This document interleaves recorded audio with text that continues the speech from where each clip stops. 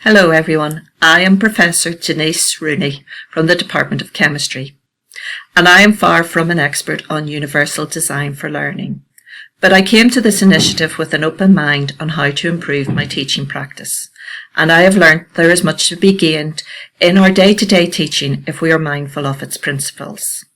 UDL has three main principles, and I want to step you through these. The first of these is multiple means of representation. Have you ever asked someone how to use a bit of technology? A remote control, a fancy microwave, your new smartphone, and the person explaining it keeps repeating the same instructions using exactly the same words, maybe just more loudly and more slowly, and you haven't a clue what to do.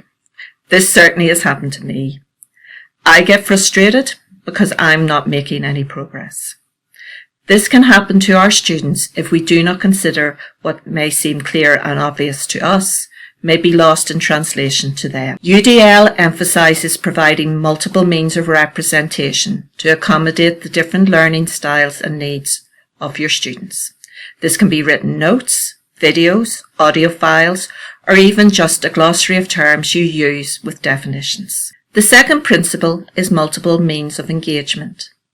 I imagine all of us have been in conversations in which the other person keeps talking on and giving loads of unnecessary details, and you stop listening because you've lost interest.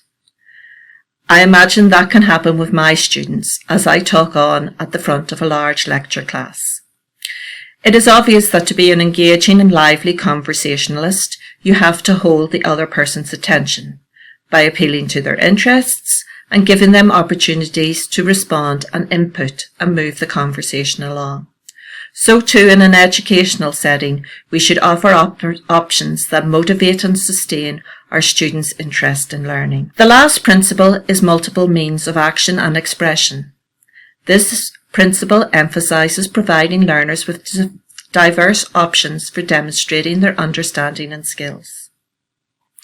I remember we had a first-year student in chemistry about 20 years ago. It probably was just when the Mooney Access programme had started, and I received her exam script in an envelope from the exams office. And I opened it, and it contained a small electronic device, probably a dictaphone.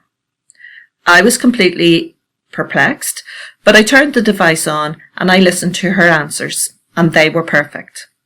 And it has really stuck with me that this simple modification, providing an alternative means of expression, enabled that student to show her knowledge and abilities effectively.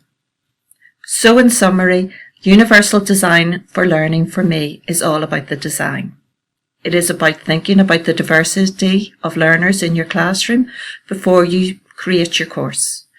Consider your course content, consider your delivery methods, and create your teaching resources. So I just want to thank you for taking the time to watch my video.